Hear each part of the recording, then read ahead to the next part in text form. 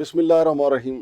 नाज़रीन, आज हम आपको बताएंगे कि FIA में इंसानी स्मगलरों का नेटवर्क कैसे फैला हुआ है और अब तक कितने इंसानी स्मगलरों के ख़िलाफ़ कार्रवाई हुई है और FIA के कितने लोग जो हैं वो कानून के शिकंजे में आए हैं और कितने अकाउंट्स जो हैं ज़ब्त हुए हैं, कितनी जायदादें ज़ब्त हुई हैं। ये सारे आज के प्रोग्राम में हम शामिल करेंगे।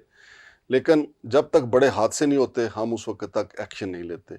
और अब भी बेशुमार FIA के ऐसे लोग हैं जो आंख बचा गए हैं, उनके अफसरान ने उनके ऊपर पर्दा डाल दिया है। स्टूडियो में मेरे साथ मौजूद हैं जनाब शादाब कियानी साहब। उन्होंने एक रिसर्च किया कि इस वक्त लीबिया में, तुर्की में और मुख्तलिफ ममालिक में कितने पाकिस्तानी जो हैं वो डंकी के लिए फंसे हुए हैं और उनको किस तरह ब्लैकमेल किया जा रहा है, उनके साथ उनके जो जिस्म के अज़ा हैं वो किस तरीके से निकाले जा रहे हैं। ये सारी चीज़ें आपके सामने रखेंगे। तो शादाब कियानी साहब की तरफ चलते हैं। अस्सलाम वालेकुम शादाब कियानी साहब। वालेकुम जी, बहुत शुक्रिया जी मांगट साहब। कियानी साहब, जो मेरे पास मालूमात है ना, अभी तक 38 FIA के अफसरान जो हैं वो नौकरी से फारग हुए हैं ये इंसानी स्मगलिंग के इल्ज़ाम में। हालांकि नौकरी से फारग होना अलग है, इन 38 अफसरान को हथकड़ियाँ लगा के अवाम के सामने पेश किया जाना चाहिए था। लेकिन इंसानी स्मगलरों को आप गिरफ्तार करते हैं, उनकी तस्वीरें जारी करते हैं, प्रेस रिलीज जारी करते हैं, तो उनसे बड़े जुम्मेदार तो ये लोग हैं 38 जो FIA के लोग नौकरी से बरतरफ किए गए। आप क्या कहते हैं? गुजारिश है मांगट साहब के मुल्क में बेरोज़गारी, अदम इस्तेकाम की वजह से लोग मुल्क छोड़ के जा रहे हैं। ये अलग बात है। सुने ना, अब इसमें जो बड़े ब्लैकमेलर्स हैं जो इस वक्त लीबिया में बैठे हुए हैं वो अफजल जज्जा है, उस्मान जज्जा का भाई, उस्मान जो पुलिस की हिरासत से भाग गया, सियालकोट वाला, जो लाहौर में पुलिस की हिरासत से भाग गया। हाँ, उसको पुलिस ने से भगवाया किसने है? हाँ। कौन लोग फैसिलिटेट कर रहे हैं? यहाँ पे एक आम आदमी अगर किसी इंसानी स्मगलर के खिलाफ FIA में एप्लीकेशन देने चला जाए तो FIA वाले उल्टा उसके जो है ना वो मुद्दई को ऐसे डराते धमकाते हैं कि वो दोबारा FIA की तरफ जाता ही नहीं है। बिल्कुल सही। क्योंकि FIA वाले फैसिलिटेटर हैं। हाँ। सर, मैं आपको थोड़ा पीछे लेके चलूँ तो वियाड़ी की तहसील मेलसी है, वहाँ से मुमताज़ अराई को गिरफ्तार किया था 1 साल पहले इंसानी स्मगलिंग में ही, जब वो यूनान का हादसा हुआ था। तो उसने अपने बयान में कहा था, जो उसका 164 का बयान है, कि मैं एक FIA के इंस्पेक्टर के घर, उसके ऑफिस में मुलाजिम था और वहाँ पे ये इंसानी स्मगलर आते थे, गठजोड़ जोड़ करते थे, रिश्वत दी, रिश्वत ली, तो मैंने वहाँ से काम सीख लिया, तो मैंने भी बंदे भिजवाने शुरू कर दिए। तो फिर वो खुद एक बहुत बड़ा उसका अपना गैंग बन गया। तो ये बेसिकली जितने बड़े गैंग हैं इनके पीछे FIA के अफसरान के बगैर सर ये गैंग नहीं चल सकते। एक चीज़ तो ये होगी। दूसरी सर गुजारिश ये है, इस वक्त भी एक शख्स है मेहरबान इंटरप्राइजेस से काम कर रहा है, लाहौर DHA में ऑफिस है, बिलू एरिया में ऑफिस है और इस्लामाबाद PWD में ऑफिस है। सुबहान उसका नाम है, सरकारी गाड़ी इस्तेमाल कर रहा है, वालदा उसकी कोई एजुकेशन मिनिस्ट्री में किसी बड़े ओहदे पे हैं और उस 20 आगे वर्कर लड़कियां रखी हुई हैं। लोगों को घेर के लाते हैं और पैसे ले लेते हैं। एक शख्स उन्होंने पैसे लिए 2.5 करोड़ रुपया और उसके रिश्तेदारों के थ्रू लिए बाहर भिजवाने के लिए डंकी वाले। तो उसका एक रिश्तेदार था फारूक, उसको आगे किया कि यार ये आप जिम्मेदारी उठाओ, तो मतलब बीच में से उसको भी कुछ देते होंगे, नहीं देते होंगे। अब 2.5 करोड़ जब हो गया तो उसको क्या कहते हैं कि आप याद रखें आप हैं गैर मुस्लिम ईसाई, तो मैं ना आपके ऊपर ना 295C लगवा दूंगा, वो जो तौहीन रिसालत है। तो इस तरह की ब्लैकमेलिंग से लेके हर तरह, क्योंकि इनके हाथ में FIA के अफसरान होते हैं सर, और ये मामला ऊपर तक जाता है। सही। ये देखें ना, यहाँ से एयरपोर्ट से अब जब बच्चे यहाँ से जाते हैं, हमें अपना यूरोप के ममालिक तो इतनी आसानी से वीज़ा देते नहीं हैं। ये जो अफ्रीकी कंट्रीज़ हैं जिसमें लीबिया है, मराकश है, अल्जीरिया है, मोरितानिया है, ये आसानी से वीज़ा मिल जाता है। तो इसके बिल्कुल अपोजिट साइड पे यूरोप है। वहाँ से जब यहाँ से इन्होंने पैसे लेने होते हैं ना, तो ये शुरू में बताता ही नहीं है कि हम ये आपको जो है ना, ये कहते हैं यार हम बाई एयर लेके जा रहे हैं। कराची एयरपोर्ट इनका फेवरेट एयरपोर्ट है और उसके बाद नहीं, अभी जो रिपोर्ट सामने आई है ना, सबसे ज्यादा जो है वो लाहौर, सियालकोट, पेशावर, यहाँ से लोग, और फैसलाबाद एयरपोर्ट से लोग चढ़े हैं। अच्छा, वहां से सर ये लेके चले जाते हैं।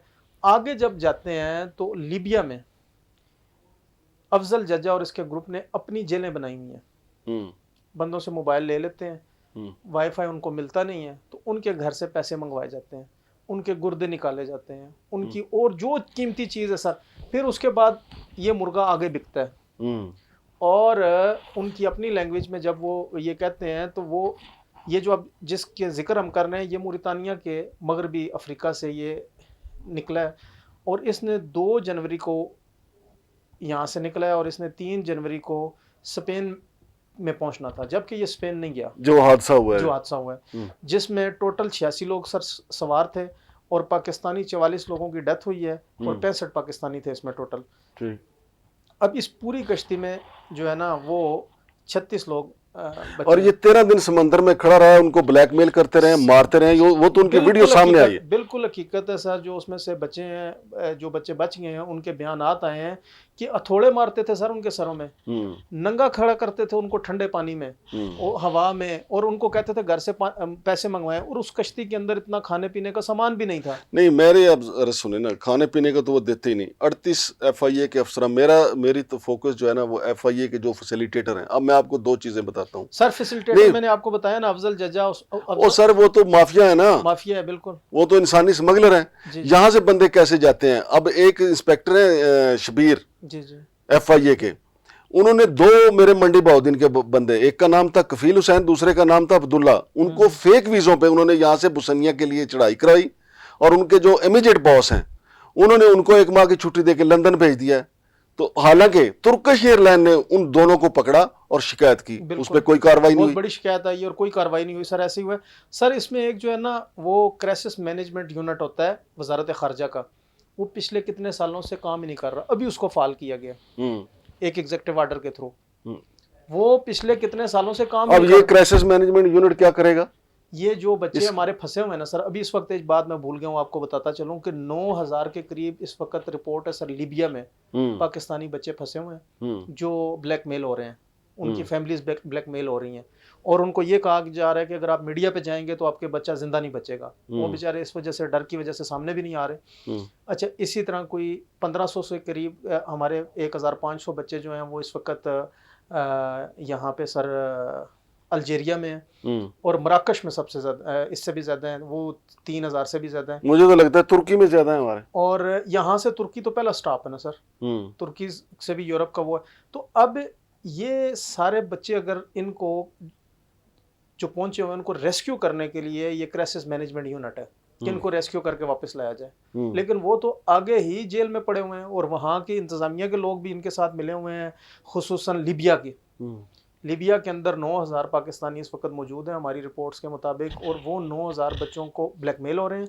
और वहाँ की जो लोकल इंतजामिया है जिसमें जज हैं, पुलिस है, ये जो भी हैं, अगर पैसे नहीं देंगे तो आपका बच्चा जेल में, और इससे वीडियो बना के उसके पेरेंट्स को भेजी जाती है सर। और इसके करीब जो है ना वो तुर्की में भी इतने ही लोग हैं, इसके करीब ही हैं जितने लीबिया में। और फिर कियानी साहब, ये तो एजेंट है ना, इनका धंधा है, ये मकरू धंधा है, लेकिन इस्तेमाल उन्होंने FIA को किया। 38 लोग फारग किए, मैंने कहा ना उनको गिरफ्तार होना चाहिए था। फिर 12 इनके फैसिलिटेटर हैं, डिप्टी डायरेक्टर और असिस्टेंट डायरेक्टर, यार जिन्होंने इसकी पर्दापोशी की, इन 38 लोगों की पैसे लिए ना। जी बिल्कुल सर। जब इंक्वायरी शुरू हुई तो इन्होंने इनका जुर्म छुपाया। तो यार बात यह है कि इनको आपने चार्जशीट किया है, इनका भी समरी ट्रायल करते कि भाई आपने इनके खिलाफ कार्रवाई क्यों नहीं की। और फिर आगे चले कि 4 जोनल डायरेक्टर जो हैं उनसे वजाहती बयान मांगा गया है। भाई असल तो जिम्मेदार जोनल डायरेक्टर है सर। इसकी एक रीजन है, देखें पाकिस्तान के अंदर वफाक में जब कोई भी इदारा एंटी करप्शन करता है ना तो FIA ही उसको जाके पूछती है, लेकिन FIA को पूछने वाला कोई इदारा ही नहीं है। कोई उसके तो DG ने पूछना है ना सर। नहीं, FIA का इदारे का DG भी नहीं पूछ, दूसरा एक इदारा होना चाहिए, कोई ऐसी जो है ना अथॉरिटी होनी चाहिए, कोई जुडिशियल कमीशन होना जो इनसे रिपोर्ट ले। इनकी इंक्वायरी आज तक हुई नहीं है। नहीं कियानी साहब, अगर दूसरा इदारा बनाएंगे ना तो वो इदारा भी इधर मिल जाएगा। इनके DG जब तक इनकी तनाबे नहीं खींचेगा। आप देखें जो पासपोर्ट ऑफिस जो है ना, पासपोर्ट DG पासपोर्ट ऑफिस की तरफ से एक समरी गई हुई है कि इमिग्रेशन का काम हमें दें, पासपोर्ट वालों को। हमें पता है कि कौन सा पासपोर्ट असली है, कौन सा जाली है, कौन सा वीज़ा असली है, कौन सा नकली है। FIA वाले उनको इमिग्रेशन के अख्तियारात नहीं देते। क्यों? माल पानी है वहां पे, और ये झगड़ा चल रहा है। अब देखें इसमें 182 इंसानी स्मगलर इन्होंने अब तक गिरफ्तार किए हैं। उसूली तौर पे ये जो 38 हैं ये भी गिरफ्तार होने चाहिए, वो गिरफ्तार नहीं हुए, नौकरी से बरतरफ हुए। इनका ख्याल है कि जी नौकरी से बरतरफ करेंगे, हालांकि मेन मुलजिम ये हैं। सर जो 182 का रिपोर्ट आ रही है ना, ये 182 वो नहीं है, ये जो फ्रंट मैन होते हैं वो हैं, जो असल वाले जिनको आसानी से पकड़ा जा सकता है, जिनको पकड़ा जा सकता है, जो असल बड़े इनके करिंदे हैं ना, हाँ जी, जो हेडमास्टर हैं, वो अभी तक नहीं पकड़े गए। ये तो लिपापोती काम है जो हो रहा है, जूनियर टीचर सर, सिर्फ आईवाश है कि जी हमने ये कार्रवाई कर दी, हमने ये कार्रवाई। ये तो 1-2 लाख रुपया फी बंदा कमीशन लेने वाले लोग हैं, इनका भी कोई काम नहीं। तो बंदे साहब जो गमो गुस्सा पाया जा रहा है ना, उसको ठंडा करने के लिए, क्योंकि आज तक पंजाब से कोई बड़ा प्रोटेस्ट नहीं हुआ और ये सारे पंजाब के बच्चे ज़िबा हो रहे हैं। हाँ जी, इनको बेदर्दी से ज़बा किया जा रहा है। तो ये यार ये तैयार भी तो खुद होते हैं ना, ये भी तो सर बड़े बड़े सबज़बाग दिखाए जाते हैं। मैं आपको एक ये झूठ है। मैं अपने इलाके के यार सब मैं मंडी बहुत दिन से मेरा तल्लक भाई, वहाँ हर गांव में आप जाके देखें लोग तैयार बैठे हुए हैं, आपसे पहले वो पूछेंगे कि यार कोई एजेंट है काबिल इत्मीनान ਤੁਹਾਡਾ यार ਉੱਥੇ ਦੇ इलाके ਦੇ चौधरी ਉਹਨਾਂ ਦੇ ਗਰੰਟਰ ਹੁੰਦੇ ਨੇ यार, की गल कर रहे हो? सबज़बाग पहले दिखाए जाते हैं ना, खुदा की कसम कोई सबज़बाग नहीं दिखाता एजेंट, मैं कसम उठा रहा हूँ। वहां पे यहाँ मेरी सुने बात, आप मंडी बहुत दिन से लेके आप गुजरांवाला डस्का तक चले जाएं, सियालकोट तक, आपको बड़े बड़े महल बने हुए नजर आएंगे। किसने बनाए? जो यूरोप गए डंकी लगा के। जो पीछे जो नस्ल है ना वो कहते हैं असिंगे इंज दे महल बनाने ने। उसमें मांगड़ साहब वो जो पहले जाते रहे हैं ना, उस वक्त देखें स्पेन के में इतने रूल सख्त नहीं थे। अभी क्या होता है कि वो कंटेनर को अर्थ लगाते हैं, करंट लगाते हैं। स्पेन के अंदर ये रूल है कि बाहर से, मराकश से, अल्जीरिया से, कहीं से भी कंटेनर आएगा, वो सब्जी का, फ्रूट का, किसी चीज़ का, उसको करंट लगाया जाए। अगर कोई जिंदा चीज़ है तो वो मर जाए। तो देखें ये तो एक वो है ना, ये अगला जो माफिया है उसका है। लेकिन यहां से जो जाने वाले हैं, अब देखिए अबू बकर जो है गुजरात का, 40 लाख रुपए उन्होंने दिया है, सबज़बाग दिखा के दिया है। और यार उनके सामने जो उनका शरीक है, उन्होंने बड़े बड़े महल बनाए हैं वहां पे। आप मुझे एक बताएं क्यानी साहब, आप जहां दीदा आदमी, मेरी बात सुन लें आप। ये जो लत है बाहर जाने की, ये आपको एक खास एरिया में मंडी बहुत दिन से नजर आएगी, इधर खारिया में भी नजर आएगी आपको, गुजरात, फिर ये निकलेगी गुजरांवाला, फिर गुजरांवाला के गिरदोनवा सेंटर, और फिर ये आपको सियालकोट तक नजर आएगी। आप ये देखें कि सालम से इस तरफ मंडी बहुत दिन है, आप लाहौर की तरफ मुंह हो तो आपके बाएं तरफ मंडी बहुत दिन है। यार बलवाल सरगोदा के बच्चे नहीं होते, मंडी गुजरात के बच्चे होते हैं, मंडी गुजरात खारिया के होते हैं बच्चे, मीरपुर खास के बच्चे होते हैं, सियालकोट के बच्चे होते हैं। अच्छा, सिंध का कोई नहीं होता, बलोचिस्तान का कोई नहीं होता, खैबर पख्तूनख्वा का कोई नहीं होता। यहाँ एक भीड़ चाल है, एक रश लगा हुआ है कि असां ते जाना है बिल्लो दे घर। सर इत्थे जेड़े असल जज्जा साहब दा तलक, इन्हां दा तलक भी ते इसे वो डिवीजन ना लेना सर। सर मैं आपको बता रहा हूँ ना मेरे भाई, वो लोग कहते हैं कि कोई एजेंट है बात माद, हाँ बिल्कुल ठीक है, फिर इलाके का चौधरी गारंटी देता है कि जनाब तुहानू चढ़ा दे सी। अब ये मसला बन गया ना, अब सब एक दूसरे के पीछे हैं कि मेरा ना लें। बिल्कुल ऐसा ही है सर, लेकिन सबज़बाग फिर भी दिखाए जाते हैं कि आपका बंदा पहुंच जाएगा। अगर ये नहीं दिखाएंगे तो सर वो पैसे क्यों देंगे? नहीं, ये जो जज्जा जिसका नाम आप ले रहे हैं, उस्मान जज्जा हो या अफजल जज्जा हो, ये लोग पहुंचाते भी हैं, ये लोग पहुंचाते भी हैं, इसीलिए इनका एतमाद बना होता है। ये FIA वाले जो पकड़े गए हैं, इनकी जायदादें चेक करें। अब देखें FIA अपनी रिपोर्ट में कहते हैं कि जी 530 मिलियन की जायदादें हमने जब्त की हैं। और यार वो तो आपने इंसानी स्मगलरों की जब्त की है ना, जो बैरून मुल्क बैठे हुए हैं, और जो FIA के अफसरान ने बनाई है उनको कौन जब्त करेगा? और इनके फ्रंट मैनों के नाम पे हैं जो, और उनके कौन हिसाब किताब करेगा? अच्छा, ये तो आपने कर लिया FIA का कि जी हमने इनकी जायदादें जब्त करनी है और इनको गिरफ्तार करना है। और जो इंसानी स्मगलरों से अलावा जो आम बंदा जेन्युइन वीज़े पे बाहर जाता है और FIA वाले की नज़र उसकी जेब पे होती है, शिकायत के अंबार लगे पड़े हैं वहाँ पे वफाकी मौसम में। देखते हैं जो ही कि नौजवान आया है या कोई फैमिली आई है, उसको फ़ौरन पकड़ लेते हैं कि यार एक नौजवान का वीज़ा जेन्युइन लगा हुआ, सर खाली पकड़ते नहीं है, फैमिली की बड़ी तौहीन करते हैं और पैसे लेके छोड़ देते हैं बिल्कुल ओरिजिनल वीज़े पे। और उनका कला कमा कौन करेगा? और ये एट द एंड पता क्या होगा, मैं आपको बताऊं, ये पासपोर्ट को ही इख्तियारात देना पड़ेंगे इमिग्रेशन के। करप्शन फिर भी रहेगी, 100% तो नहीं खत्म हो सकती, लेकिन जब पासपोर्ट के पास आएगी उनके दो काम होंगे, एक पासपोर्ट बनाना और दूसरा पासपोर्ट चेक करना, पासपोर्ट चेक करना, इमिग्रेशन का काम। ये तो FIA ने जबरदस्ती कब्जा किया हुआ है कि नहीं इमिग्रेशन हम चेक करेंगे। क्यों?